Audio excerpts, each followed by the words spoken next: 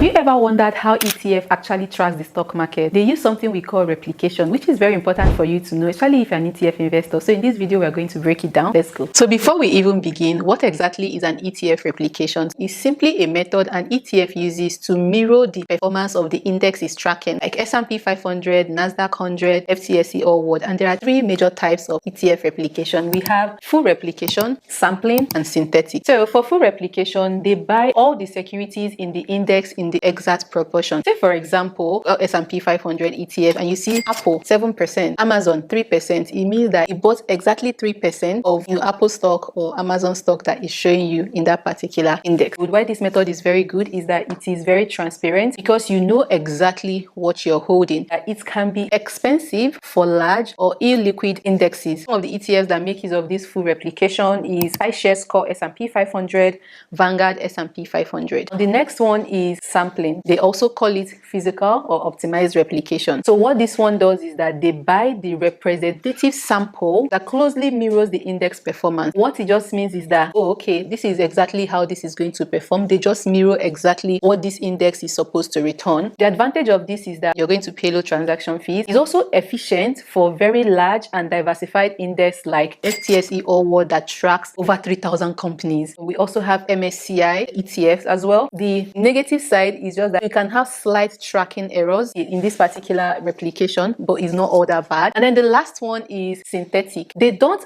buy the stocks actually. So what they do is that they enter into a swap agreement with a counterpart. Most times it's usually the banks. ETF gives the bank a return on the basket of assets it holds. The bank pays back the exact return, right? So the advantage to this replication is that it's low cost, but why I don't like it is that it's less transparency because you don't really know exactly what is given to the bank, and then higher counterpart risk. So if the bank fails to return whatever it is that it has promised to return, it could be an issue. And where you can find this particular replication is leveraged ETFs and emerging market ETFs. So it's very easy for you to actually see the type of replication the ETF you're holding is. If you go to the app you're using and go to product info, you will see replication. The method under that replication is there. So most of my ETFs are full replication and sample replication. I don't have any synthetic replication method in the ETFs that I invest in. For full replication, this is most ideal for call holding and is also the most accurate. For sampling, is efficient and low cost, and it's also great for global ETFs. For this one, is useful for niche markets but just adds complexity to risk. So it's very good for you to know the replication. I want you to go and check the ETFs you're investing in and tell me the replication method they're using in the comments, and I'll see you in my next video. I hope this video is helpful. Always make a personal research. This is not a financial advice. I'll see you in my next video. Bye.